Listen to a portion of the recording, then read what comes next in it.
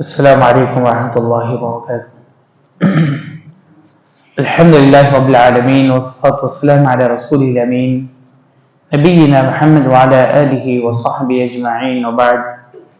اعوذ باللہ من الشیطان الرجیم۔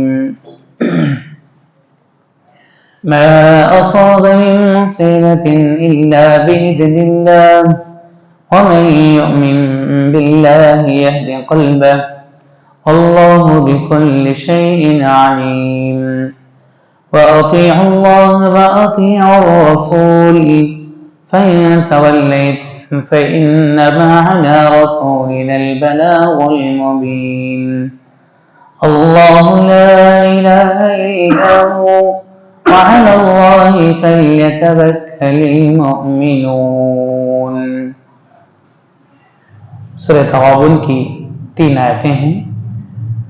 آیت میں 11، 12 اور 13 کے ساتھ تلاوت کی گئی۔ اللہ العالمین نے ارشاد فرماتا ہے ما اصاب من مصیبت الا باذن اللہ، جو کوئی بھی مصیبت تمہیں آتی ہے اللہ ہی کے حکم سے آتی ہے۔ ومن یؤمن باللہ یہد قلبہ، اور جو کوئی اللہ پر ایمان لائے تو وہ دل کو ہدایت دیتا ہے۔ اللہ بکل شیء علیم، اور اللہ ہر چیز کو خوب جاننے والا ہے۔ وَأَطِيعُوا اللَّهَ وَأَطِيعُوا الرَّسُولَ، اے لوگو تم اللہ کی اطاعت کرو، رسول کی اطاعت کرو۔ فَإِن تَوَلَّيْتُمْ فَإِنَّمَا عَلَىٰ رَسُولِنَا الْبَلَاغُ الْمُبِينُ، اگر تم حق سے منہ موڑو گے تو ہمارے رسول کا کام بس کھول کر کے پہنچا دینا ہے۔ اللہ لا الہ الا ہو، اللہ کی تو یہ کہ اس کے سوا کوئی معبود برحق نہیں ہے۔ وعلی اللہ فلیتوکل المؤمنون، اور بس لازم ہے کہ مومن اللہ ہی پر پوری طریقے سے بھروسہ کرے۔ اللہ رب العالمین نے گزشتہ آیات میں قیامت کے دن دوبارہ اٹھائے جانے کے تعلق سے تذکرہ اور جب کہ اللہ تعالیٰ نے ان باتوں کا ذکر کرنے کا مقصد رب العالمین کا یہ تھا کہ کفار مشرکین اس بات کو ماننے سے انکار کرتے تھے، یقین نہیں کرتے تھے کہ مر کر کے دوبارہ اٹھایا جائے گا اور میدان محشر میں جمع کیا جائے گا، ایسا ہی مان نہیں تھا انہیں۔ اللہ تعالیٰ نے کہا کہ کیوں نہیں ہوگا، وہ اللہ جس نے تمہیں پہلی مرتبہ پیدا کیا تو کیا وہ اللہ العالمین تمہیں دوبارہ نہیں پیدا کر سکتا ہے؟ اللہ تعالیٰ نے مختلف انداز سے جواب دینے کے بعد یہ فرمایا کہ جو کوئی بھی اللہ کی ذات پہ ایمان لائے اور میں آخرت پہ ایمان لائے اور یعنی مومن ہو جائے، اللہ تعالیٰ اسے جنت میں داخلہ دیتا فرمایا، ایسی جنتیں جس کے نیچے سے نہریں جاری ہوں گی۔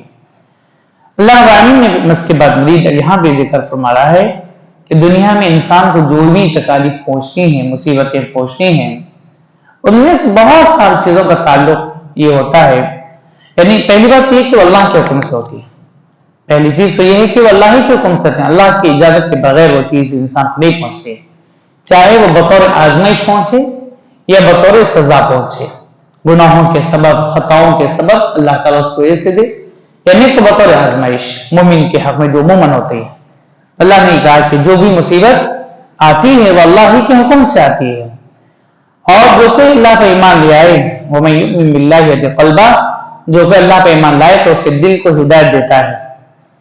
تو جب مصیبت کی جو بات جو آئی ہے قرآن مجید میں اللہ نے اس بات کو اور بھی جگہوں پر تذکرہ کیا کر کے فرمایا، ایک جگہ اللہ نے ذکر کیا ما اصاب من مصیبت فی الارض ولا فی انفسکم الا فی کتاب من قبل ان نبرأها، زمین میں اور تمہاری جانوں پر، یعنی زمین کے اندر بھی اور تمہاری جانوں پر بھی جو بھی مصیبت آتی ہے وہ تو کتاب میں لکھی ہوئی ہے۔ تو کتاب سے مراد تقدیر ہے، اس سے پہلے کہ ہم اسے پیدا کریں، اس سے پہلے کہ ہم اسے یعنی انسان کو پیدا کرے تو ساری باتیں تقدیر میں لکھی ہوئی ہیں کہ انسان کے ساتھ کیا ہونے ہے، کون آنے والا ہے، کون جانے والا ہے، کس کا خاتمہ کب ہے، کون کا پیدا ہونے والا ہے، ساری چیزیں۔ تو اس طریقے سے اللہ نے یہ بھی بات انسان کے مقدر میں لکھ رکھا ہے ہر انسان کے کہ میری زندگی میں ایسا، یہ الگ بات ہے ہم نہیں جانتے، ہم نہیں جانتے ان چیزوں کے تعلق سے، اور جو کچھ تدبیریں کرنا ہے عمومی طور پر ہم کرتے رہتے ہیں، لیکن اس کے باوجود بھی بعض چیزیں ہمیں پہنچ جاتی ہیں بطور حادثہ، بطور امتحان، بطور آزمائش ہماری زندگی میں یہ آتی رہتی ہیں۔ اللہ تعالیٰ نے اس سے فرمایا کہ کوئی مجھ سے نازل نہیں کر اللہ کے حکم سے وَمَن يُؤْمِن بِاللَّهِ يَهْدِ قَلْبَهُ، جو شخص اللہ پر ایمان لائے تو اس کے دل کو ہدایت دیتا ہے. وَاللَّهُ بِكُلِّ شَيْءٍ عَلِيمٌ، اللہ ہر چیز اچھی جگہ باخبر ہے. یعنی یہ کہ جس شخص کو کوئی مصیبت پہنچتی ہے اور یہ پہنچے جاننے کے اللہ تعالیٰ کی قضا قدر کے ساتھ ہے. عبداللہ ابن عباس رضی اللہ تعالیٰ عنہ سے اس آیت کی تفسیر میں آپ نے یہ نقل کیا ہے کہ اللہ تعالیٰ اس دل کو یقین کے لیے ہدایت عطا فرما دیتا ہے. بندے کے یقین کے لیے اللہ رب العالمین اس کے دل کو یقین دلانے کے لیے ہدایت عطا فرماتا ہے. اسے معلوم ہو جاتا ہے کہ اسے جو پہنچا ہے وہ اس سے خطا ہو ہی نہیں سکتا، یعنی چھوٹ نہیں سکتا، اور جو خطا ہو گیا یعنی جو چھوٹ گیا وہ اسے مل ہی نہیں سکتا. یعنی اس بات اللہ تعالیٰ سے مومن کے دل کو یعنی ہدایت دیتا ہے. ایک مومن کا معاملہ اس قدر مضبوط ہو جاتا ہے، جو چاہتا ہے نہیں ملتا ہے، ہزار کوشش کرتا ہے تب بھی نہیں ملتا ہے، تو اسے یقین ہو جاتا ہے کہ میرا کام تھا کوشش کرنا، لہٰذا یہ چیز میرے مقدر میں نہیں، اسے میرے ہاتھ نہیں لگی. اور اسی طریقے سے جو چیز اسے ملی اور اسے ہزاروں سے دور کرنا چاہے، کوئی برائی ہو، کوئی شر ہو یا کوئی تکلیف ہو وغیرہ، اسے دور کرنا چاہے تو دور نہیں ہو سکتی. آدمی ہزار تدبیر کرتا ہے لیکن وہ چیز اسے لگ جاتی ہے تو اسے کوئی چھین نہیں سکتا، اسے الگ نہیں کر سکتا. تو یہی بات یہاں پر وَمَن يُؤْمِن بِاللَّهِ قَلْبَهُ کے تحت ابن عباس رضی اللہ تعالیٰ عنہ نے یہ تفسیر بیان فرمائی. آگے اللہ نے فرمایا وَاطِیعُوا اللَّهَ وَاطِیعُوا الرَّسُولَ، اے لوگ اللہ کے رسول کی اطاعت کرو. یعنی دین کے ان سارے معاملات میں، احکامات کے اندر اللہ کے رسول کی اطاعت فرمانبرداری کرو. جو وہ کہیں اس پر ایمان بھی لے آؤ اور اس پر عمل پیرا بھی ہو جاؤ. فَإِن تَوَلَّيْتُمْ فَإِنَّمَا عَلَىٰ رَسُولِنَا الْبَلَاغُ الْمُبِينُ، اگر تم ان کی کہی باتوں سے روگردانی کرو گے، منہ پھیر لو گے، تو ایک بات جان لو ہمارے رسول کے ذمہ سے پیغام پہنچا دینا ہے. ہمارے رسول کے ذمہ سے کیا ہے؟ پیغام کو پہنچا دینا ہے، اور باقی کا معاملہ تمہارے حوالے ہے. اسی لیے اس کی تفسیر میں امام زہری رحمۃ اللہ علیہ نے فرمایا، کہا کہ اللہ کی طرف سے کہا اللہ تعالیٰ کا کام کیا ہے؟ رسولوں کے ذریعے سے پیغام کو پہنچا دینا ہے، پیغام کو آسمان سے اتار دینا ہے کتاب کی شکل میں. جس شکل میں رسول کا کام کیا ہے؟ تبلیغ کرنا، بندوں اللہ کے بندوں تک اس کے احکام کو پوری طور پر کھول کر بیان کر دینا، پہنچا دینا. اور عوام کا، امت کا کیا کام ہے؟ اسے تسلیم کرنا. یہ امت کا کام، یہ اسے تسلیم کرے، اسے قبول کرے، اس پر ایمان لائے، اس کا عمل پیرا ہو جائے. تو اسی لیے اللہ کے رسول صلی اللہ علیہ وسلم کہ اللہ کے رسول صلی اللہ علیہ وسلم کو کہا گیا، اللہ کے رسول صلی اللہ علیہ وسلم اگر یہ ایمان نہیں لاتے ہیں، روگردانی کرتے ہیں، تو آپ پریشان مت ہوئیے. آپ کا کام سے تبلیغ کرنا ہے، پہنچا دینا ہے. ہدایت دینے والی ذات اوپر والی ذات ہے. بندے کا کام ہے کہ اس بارے میں وہ شوق پیدا کرے، فکر پیدا کرے، جستجو دکھائے اور وہ حق کے راستے پر چلنے کا فکر مند ہو کرے.